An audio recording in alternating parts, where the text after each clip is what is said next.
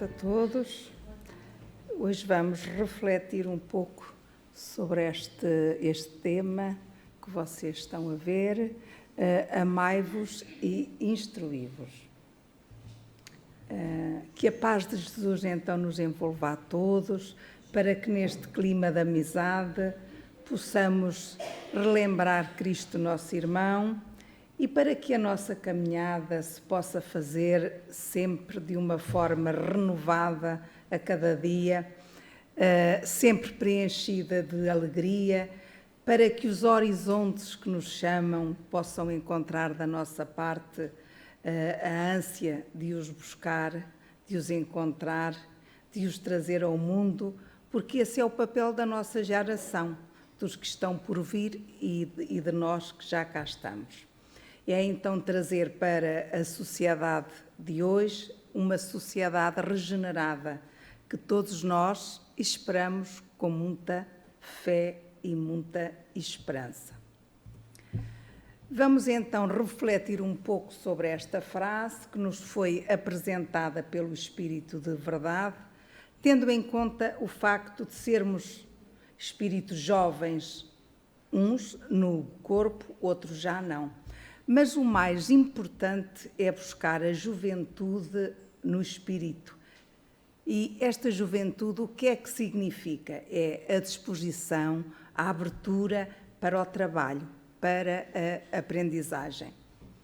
Vamos refletir então sobre esta mensagem, que se encontra no Evangelho, capítulo 6, no item 5, em que basicamente o Espírito de Verdade vai fazer um vínculo entre o espiritismo e o cristianismo, mostrando-nos que a proposta do espiritismo no mundo é essencialmente rever Jesus. É Jesus que volta ao mundo, são as lições do Mestre que ressoam mais forte para despertar a humanidade desses tempos que se aproximam, sem dúvida luminosos, mas que sem dúvida também dependem de nós, do nosso empenho e do nosso esforço. Lá atrás, no Evangelho, na última ceia com os apóstolos, está narrado no Evangelho de João, capítulo 14, 15, 16 e 17, Jesus apresenta uma promessa. Jesus fala no porvir, e quem quer que leia aquele texto poderá pensar que Jesus se dirigia apenas a Pedro, a João, a Tiago. E ele preparando-os para as lutas que estavam por vir, porque Jesus dizia-lhes: é chegado o momento de partir, porque a vós convém que eu vá. É uma frase bonita. E o que é que Jesus quereria dizer com isto? É chegado, então, um momento em que vocês terão de assumir. E assim, como todos nós sabemos, são os pais, sabem que é chegado o momento de vir para os bastidores. Todos aqueles que somos pais sabemos que nós criamos os nossos filhos com o melhor que nós temos, com o melhor que nós sabemos, mas vai ser chegado um momento em que os temos que deixar ir, em que os temos que deixar voar. Assim Jesus espera de nós. Vamos então pensar um pouco. Se Jesus não tivesse ido, será que nós tínhamos visto em que Pedro se tornou? Será que nós tínhamos visto o que Tiago e João chegaram a ser? Se Jesus tivesse ficado, nós não teríamos visto. Não que ele os tivesse abandonado, porque Jesus os preparava para as lutas daquele tempo. Nós sabemos que houve muitas lutas contra o cristianismo nascente, mas eles venceram com os mandamentos que Jesus lhes deixou, amando e instruindo, libertando-se pela luz do Evangelho. Então Jesus fez uma promessa preparando-os para o porvir de lutas, não só para eles, mas todos os discípulos do futuro. Quem são esses todos os discípulos do futuro? Somos todos nós, não é? No capítulo 17 de João, Jesus faz uma prece, talvez a mais bela. Todo o capítulo 17 de João é um poema, pelos seus discípulos, fortalecendo-os para a luta, e lá ele promete enviar o Consolador, aquele que teria a tarefa de lembrar e ampliar os horizontes do que ele nos tinha dito. Ele sabia, claro, das nossas limitações àquele tempo e que seria necessário adquirir uma maturidade para que pudéssemos compreender a grandiosidade do que ele nos propõe. Um paracleto. Para é uma proposição e cleto vem do grego e significa chamar, aquele que é chamado a estar ao lado. Isso é o Consolador. Dar o ombro, dar o ouvido, caminhar lado a lado, de mãos dadas e de corações sintonizados. E é isto a finalidade do Consolador. Sermos solidários, ouvir, emprestarmos o nosso ouvido, darmos o nosso ombro, darmos a nossa mão, até um simples olhar. Isso é a caridade. Com a vinda do Consolador, a promessa, ela cumpre-se, e como ele nos disse, eis que estarei convosco até à consumação dos séculos. Na doutrina espírita, é Jesus quem volta para estar conosco, amparando-nos na jornada. Esta mensagem também foi colocada por Kardec no capítulo 6 do Evangelho, em que Kardec, de uma maneira muito inspirada no título, ele mistura as duas revelações, o Cristo Consolador. A misericórdia do alto, como nós sabemos, é tão grande que ele não se contentou em dar um Consolador, mas 2 Consoladores. Porque a promessa de Jesus, se formos ler, diz: eu vos enviarei um outro Consolador. Então, são 2. Então, o primeiro é Jesus, a certeza de saber que faltem-nos todos os recursos do mundo, todas as companhias, existirá alguém, um ser que estará sempre conosco. Há um amor imenso que nos ama, quando todos os outros amores faltem. Quando todos os outros motivos, quando todos os outros sentidos faltem, há alguém que nos traz esses sentidos, esses motivos, e esse alguém é Jesus. É essa consciência que ressalta do Evangelho mais do que simplesmente penso, logo existo, como disse o filósofo. Vamos aprendendo que sou amado, logo existo. Porque antes mesmo de eu pensar, o amor já regia a minha vida. E na terra esse amor atende pelo nome de Jesus de Nazaré, ou a Jesus Cristo. Então, sou amado, logo existo. Essa é a certeza que se imprime no nosso coração a partir da nossa experiência com o Evangelho. Então, se o amor rege a minha vida e se com ele me quero harmonizar, o que há a temer? Se tudo o que acontece e se da minha parte tenho feito o melhor e se tudo o que acontece é regido pelo amor, é uma certeza e uma consolação que não nos falta. Por isso, é o primeiro Consolador. Mas a misericórdia é tão grande que nos enviou o segundo Consolador, um outro. Por isso, Kardec coloca o título Cristo Consolador. O Cristo e o Consolador são um só, são 2 coisas que se fundem. Vamos analisar então este pequeno trecho para entendermos melhor. O Espírito de Verdade diz-nos: orai e crede, pois que a morte é a ressurreição e a vida, é a prova buscada, dentro da qual as virtudes que houvestes cultivado crescerão e desenvolverão como certo. Ressurreição Do grego significa levantar, erguer. Qual é essa consciência que o Espiritismo quer imprimir em nós? A morte não existe. Paulo já nos falava disso e ele dizia-nos: a morte será o último adversário a ser vencido. Jesus também dizia: quem crê em mim, ainda que morra, viverá, mas quem crê e vive em mim, nunca morrerá. Esta é a consciência da imortalidade. O corpo, sim, perecerá, mas nós seguiremos e erguer-nos-emos novamente para a luta, para a vida. Com a morte, nós sabemos tão bem que só morrem as ilusões. Nós não morreremos nunca. É o subir a um novo patamar de vida, se esta vida durante a reencarnação tiver sido bem aproveitada.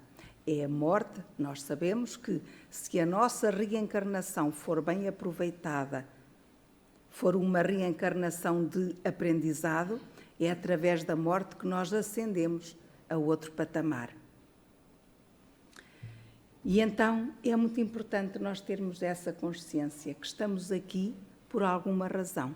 Estamos aqui para aprendermos. Estamos aqui para sermos criaturas melhores. Estamos aqui porque até já conhecemos o Evangelho que Jesus nos deixou. E estamos aqui para o cumprir, tentar cumprir. Então sabemos que a vida vai ser cheia de lutas, de provas, mas é para isso que aqui estamos. E fomos nós que pedimos essas lutas, essas provas, pois por séculos em nossas vidas temos buscado outras coisas, mas o nosso coração já pede mais, já quer outro alimento, já sente a necessidade de buscar algo mais elevado. O nosso coração já sente a fome e a sede de Jesus. É por isso que nos diálogos com os nossos benfeitores, antes de mergulharmos na carne, nós rogávamos: Senhor, dá-me a luta, dá-me a prova como instrumento de ascensão. Quando podemos programar sermos participantes na nossa reencarnação, nós já pedimos a luta e muitas vezes até pedimos mais do que conseguimos fazer.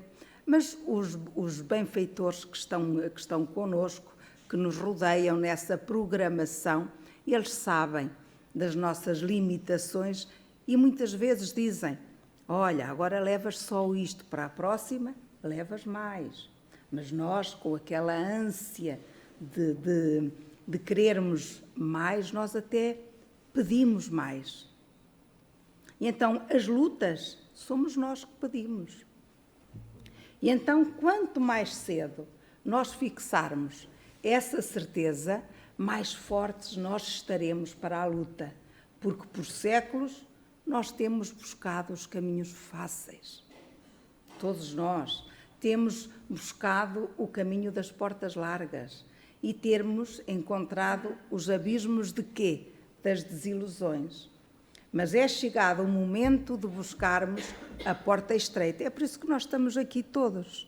Nós já queremos vir aprender. Estamos todos no mesmo barco. Já estamos aqui. Então, nós ansiamos a porta estreita. E então, quando ela chegar em nossa vida, aí nós atravessamos. Quando o Senhor nos presentear com um desafio e com um testemunho, louvemos a Deus, pois é um momento de retribuir o amor que temos recebido, o investimento que temos recebido sem nada fazermos, muitas vezes por merecer. Jesus, Deus, investe em todos nós.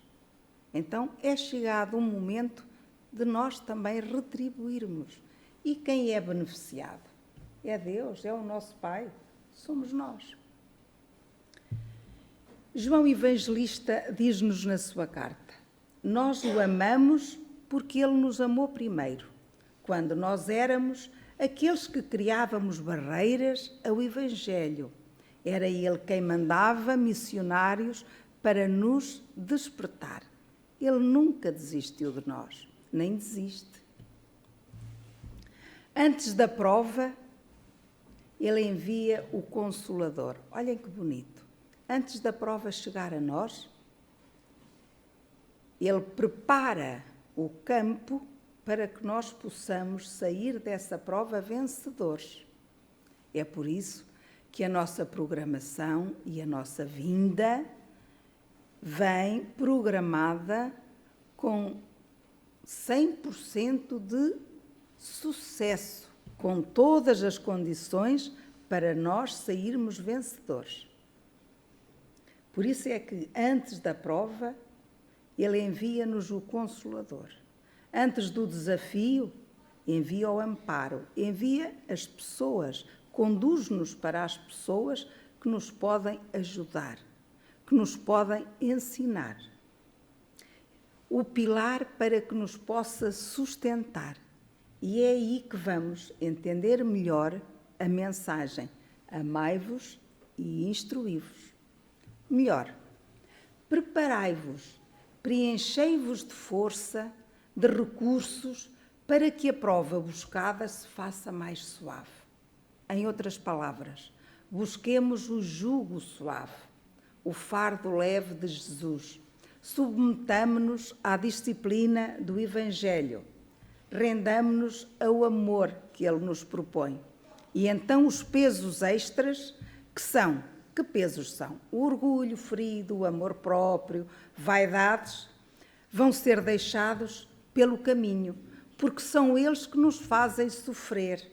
É a decepção de não sermos como queríamos, muitas vezes. O que é que nos faz sofrer?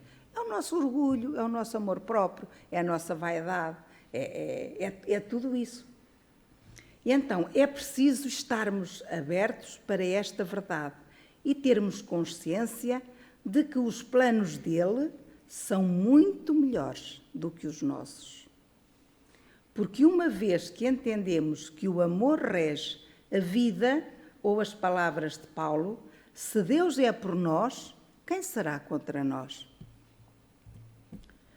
Outro pequeno texto que nos diz assim, o Espírito de verdade diz assim, homens fracos, que compreendeis as trevas da vossa inteligência, ou seja, a estreiteza do que nós podemos ver, não afasteis o facho que a clemência divina nos coloca na mão, para vos clarear o caminho e reconduzir os filhos perdidos ao regaço de seu Pai.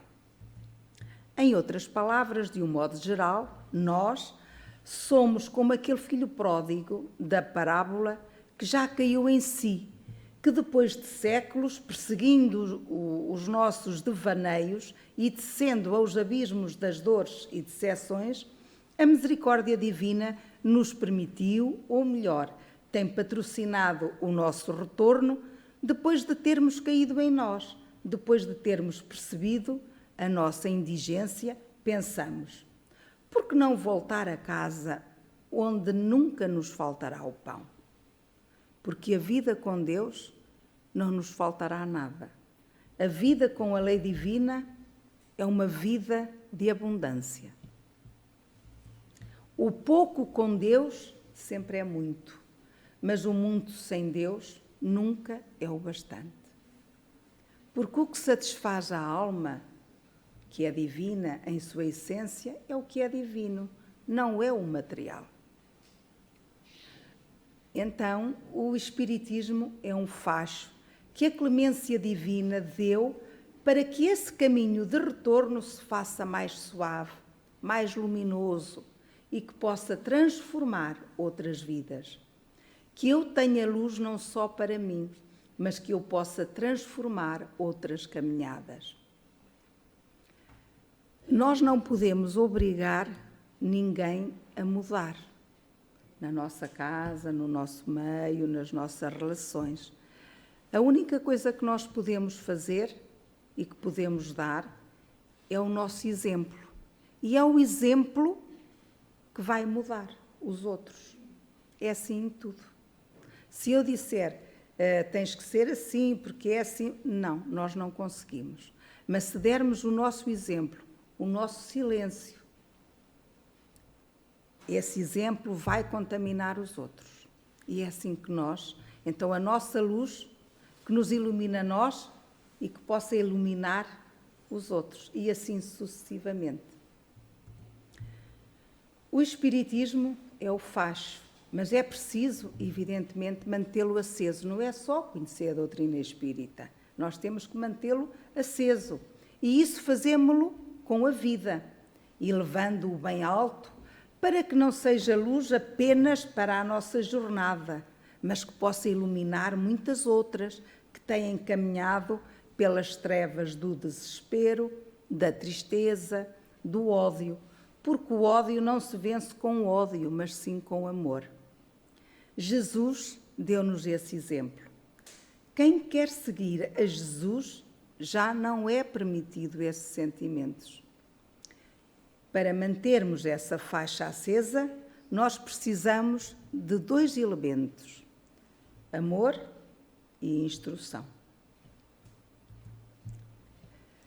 E quando mantemos esses 2 elementos conosco, o amor, e procuramos a instrução, o aprendizado, nós vamos ser, com certeza, pessoas e espíritos muito felizes. E sendo assim, vamos estar muito felizes quando soubermos erguer bem alto essa faixa que nos ilumina a nós, os outros, e todos poderemos ver um horizonte muito belo. E as sombras ficarão ao lado. E essas sombras, que todos nós ainda temos, quando nós conseguirmos isso, essas sombras não mais nos assustarão. E o que nos espera será de veras muito belo. E foi esta mensagem que eu vos quis trazer hoje. Espero que tenha conseguido transmitir algo e gostei muito deste tema, porque este tema é muito importante para todos nós. Amai-vos e instruí-vos. São estas 2 palavrinhas que nos levarão a todos nós, com certeza, a termos paz. Muita paz, então, para todos, e muito obrigado por me estarem a ouvir.